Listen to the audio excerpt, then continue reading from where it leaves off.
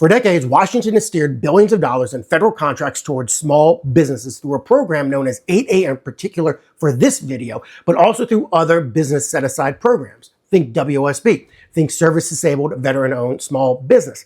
However, the 8A program was built to help those who were socially and economically disadvantaged. But today, that mission is under a tight microscope because the Treasury Department has launched a sweeping $9 billion audit to find out if not only the 8A program, but the entire federal business set-aside programs have become something else entirely, a huge billion-dollar loophole. It's important to understand why the 8A program began and what's been a little bit of the history. The 8A program began decades ago as a way to help women and minority business owners overcome historic barriers to federal contracting. Over time, it expanded and now includes any American who can demonstrate social or economic disadvantage. Under the Biden administration, the government set an ambitious goal: 15% of all federal contracts should go to small, disadvantaged businesses within the 8A program. The Trump administration, however, reduced that goal to 5%. Arguing that the system had grown too costly, and some say it's because of abuse. The crackdown began in November 2025, when the Treasury Department ordered a $9 billion review of all preference-based contracting programs, not just 8A. That means every category of set-asides, including veteran-owned, woman-owned, hub-zone, service-disabled, veteran-owned small business. All of them are going to be audited for compliance and potential misuse.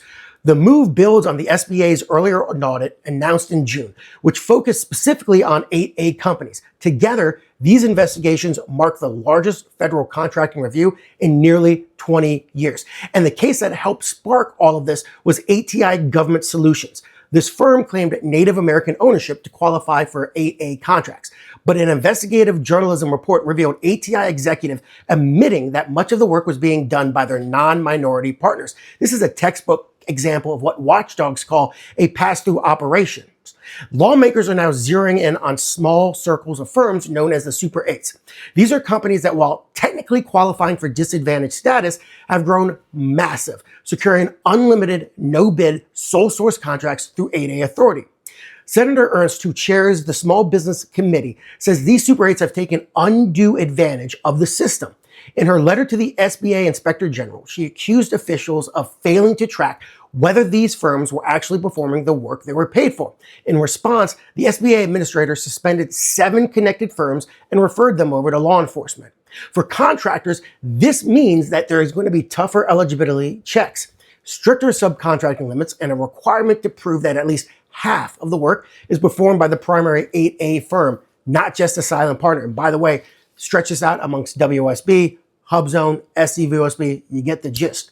For taxpayers, it could mean billions in waste recaptured. And for Washington, well, it signals that the era of easy set-aside certification and contract awards might be coming to an end. Now, the 8A program crackdown has just begun, and its findings could redefine how federal contracts are awarded for years to come. If you work in government contracting or you want to follow where your tax dollars are, hit that like, make sure to subscribe. If you got a question, comment below, because we're going to keep tracking every step of this audit and keeping you informed on what's going on.